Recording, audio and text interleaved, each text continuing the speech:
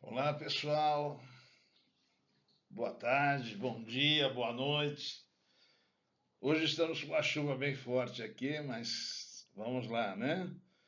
Graças a Deus, a chuva também traz uma série de bens para o mundo, né? Não podemos esquecer disso, né? Então, hoje nós vamos continuar falando das necessidades, da teoria das necessidades adquiridas no nosso trabalho, na nossa vida, nas nossas necessidades, ok? Só lembrando para vocês, eu sou o professor Eduardo Verge,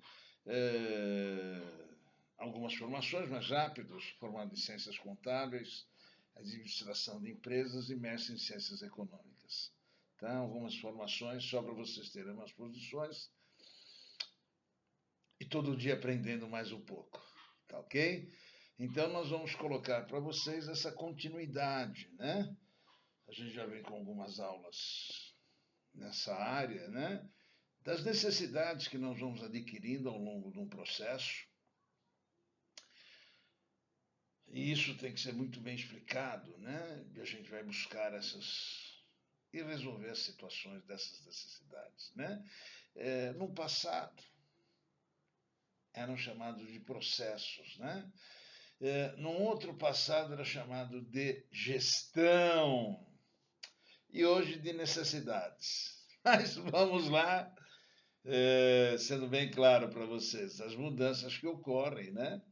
Então vamos lá, o aprendizado constante, começando, continuando, né? Nós temos que ter um aprendizado constante dentro das nossas necessidades. As nossas necessidades são um aprendizado constante. Empreender ou fazer novos negócios não é uma atividade inerte. Enquanto muitos colaboradores possuem uma carreira estável, realizando mais ou menos das mesmas atividades todos os dias. São colaboradores, né? Eu fico louco com isso, mas é o que está no livro, a gente vai repetindo. Mas não são colaboradores, são trabalhadores da empresa, né? Até um certo tempo passado era CLT, agora a maioria tem que ser MEI. Já expliquei isso para vocês, sou profundamente contrário a essa posição de MEI, exatamente pela instabilidade do país. Né? A hora que se compara Brasil e Estados Unidos, estão brincando, né? Ah, mas os Estados Unidos não tem 13º, não tem férias, não tem fundo de garantia. Claro que não. Lá você arruma emprego em 15 dias, 21 dias, dentro da área que você trabalhava, né? No Brasil, se você tiver um grande estudo, você leva 1 ano e meio até 2 anos, né? Quem não tem estudo vai mudar de área, vai fazer outras atividades e alguns saem do mercado de trabalho, né? Como eu costumo falar, vão viver de expediente. O que aparece para hoje ele faz. E entramos naquela velha história, né? Vender o almoço para comer a janta. Quando existe o almoço? Então nós precisamos pensar muito nisso, todos nós. Temos que parar com a hipocrisia e colocar para os nossos alunos, para os nossos amigos, que são nossos alunos, a realidade, a verdade. Nós, professores, não podemos vender mentira, ok? O empreendedorismo ou criar novos negócios impõe uma série de desafios diferentes ao longo do tempo. E quem se compromete com essa atividade? Sim. Como você tem novos desafios sendo empregado? Como você tem novos desafios tendo a sua empresa, fazendo empreendedorismo, como já falei, não gosto de falar essa palavra, gosto de falar novos negócios, né? Dar um astral melhor, né? Ser um empreendedor é uma coisa mais pesada, né? Isso tem um efeito extremamente positivo nos empreendedores. São pessoas que adquirem a capacidade de aprendizado constante, grande resiliência, abertura de novos saberes, a disposição para absorverem experiências das mais diversas fontes. Empreender também é um exercício intelectual. Tudo é um exercício intelectual. Tudo que nós vamos fazer, nós necessitamos de inteligência. Nunca se esqueçam disso. Nós precisamos de inteligência.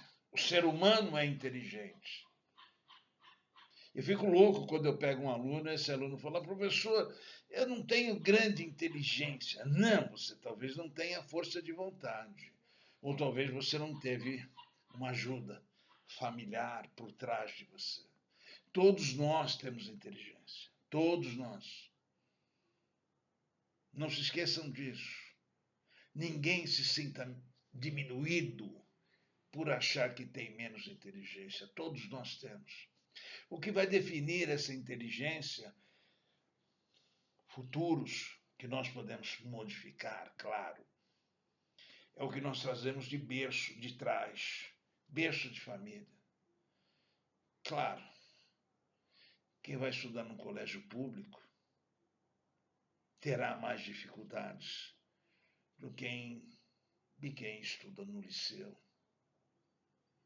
de quem estuda aqui no Tatuapé, no Mendel. Claro, isso para a gente não ir mais longe, né?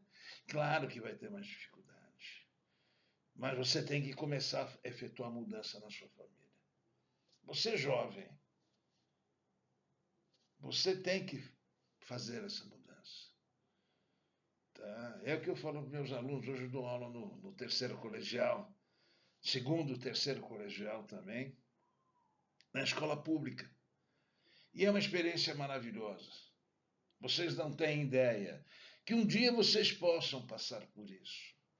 Uma experiência maravilhosa. São gerações e gerações, infelizmente, perdidas. E eu não vou entrar em detalhes daquilo que eu penso, mas são erros nossos mesmos. De achar que, não meu, mas de outras pessoas, em achar que o aluno mais humilde, ele não terá condições de ter um grande futuro. Nós temos que demonstrar para ele que ele pode entrar lá e lutar. Claro, se eu for um bom professor para ele. Se eu buscar as necessidades desse aluno. Claro que ele vai ter uma qualidade de ganho. Canso de falar isso. Eu sou filho de uma empregada doméstica. Nunca ninguém mandou eu estudar. Mas eu sabia que só uma forma de modificar tudo isso era estudando e trabalhando. Ok? Um propósito. Tudo na vida é um propósito. Todos nós temos que ter um propósito. Em um primeiro momento, o seu objetivo como negócio pode até ser somente ganhar dinheiro. Porém, se não há um propósito maior por trás disso, é provável que a empresa não dê certo. Nós temos sempre que pensar. Esse é o grande problema do Brasil. O empregado acha que o empregador usurpa ele. E o empregador acha que o empregado usurpa também. Então fica difícil. Claro que haverá descontentamentos. Então, o empresário, e eu já fui empresário mais de 30 anos na minha vida, quando você pensa que você paga melhor o teu professor, quando você paga melhor o teu funcionário, ele vai comprar mais arroz, vai comprar mais feijão, ele vai comprar um sapato melhor, ele vai cuidar dos filhos melhores. E esse dinheiro vai rodar. E esse dinheiro volta para você em crescimento da empresa. Infelizmente, hoje, com essa mudança de direita, de discussões profundas disso, a pessoa tem uma empresa aí 2 funcionáriozinhos, ele se acha o melhor do mundo. Não! Porque se ele for no mercado de trabalho, ele não tem emprego. Ele vai abrir uma empresinha porque ele é incompetente para trabalhar dentro de uma empresa. Ninguém vai contratá-lo. Não se esqueçam disso. Muito cuidado com isso. Inclusive, as chamadas organizações exponenciais têm sempre um propósito transformador massivo, ou seja, em vez de simples vender, você precisa pensar em resolver um problema ou desejo do seu cliente. Sim! Além de ter valores estabelecidos para o empreendimento. Sim, você precisa satisfazer o seu cliente. Né? Eu já falei em outras postagens o que o marketing pensava disso e a mudança que houve de marketing. Hoje o teu cliente que vai determinar a qualidade desse produto, o que ele vai buscar no mercado, ok? Então nós precisamos estar muito espertos nesse sentido, mas sempre com coerência, sempre com coesão, né? A gente pergunta para as pessoas, às vezes eu sou muito sacana, e eu pergunto, você sabe o que é coerência?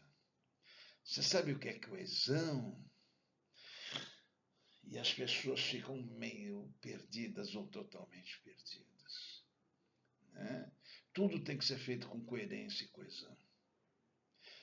Mas nós chegamos num momento que já ultrapassamos isso com 4, 6 anos de governos ruins, desculpem. Não estou defendendo o governo atual, não estou defendendo a esquerda, nada disso, longe disso. Mas nós temos que pensar sempre no próximo. Se eu não puder melhorar o filho de alguém, eu não preciso ser professor. Como eu falei sexta-feira numa escola, falei, não dá para comprar apartamento com o salário que nós ganhamos. É verdade. É verdade. Não dá para comprar apartamento com o que nós ganhamos. Mas em contrapartida, a gente pode melhorar a vida de outras pessoas. A gente pode formar grandes profissionais. Ok? Então nós temos que ficar muito esperto com toda essa atitude, tá? Nós temos que ter muita criatividade, mas aí não é só dentro da empresa, pessoal. Nós temos que ter muita criatividade na nossa vida para podermos tocar a vida, para tocar o barco. Não se esquecer que a criatividade ela vem diretamente ao marketing, tá? Mas nós temos que ser criativos. Olhem aí a vida, o pessoal mais antigo, a dificuldade que tinha em criar os filhos, como era difícil. Hoje é difícil, muito difícil. Mas imaginem no passado, ok? Ou hoje, como é difícil. Só para dar um exemplo. Criatividade. Eu vou deixar isso para vocês pensarem. Para a próxima semana nós estarmos presentes com vocês. Por favor, apertem lá, se estão gostando, se inscrevam no canal. Eu não penso nisso, nesse canal financeiramente. Nem imagino. E o que eu ganhar aqui vai para uma instituição de caridade. Entenderam, pessoal? Não estou preocupado em ganhar nada. Eu quero passar alguma coisa para vocês. E se vier algum dinheiro dessas inscrições, desse clique que vocês vão colocar aí, gostei, não gostei, seja lá o que for, comentem, vai para uma instituição de caridade.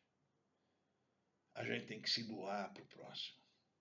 Ah, mas o próximo não vale nada. Não sei se ele vale nada ou não. Se eu estiver na praia e conseguir pegar uma garrafa que está jogando na praia, eu já estou fazendo a minha parte. E jogar lá no lixo. Essa fica a mensagem para essa semana. Grande semana para vocês todos. Fiquem com Deus, com Buda, com todos eles, que é um só. Tá bom? Obrigado. Fiquem com Deus vocês. Obrigado.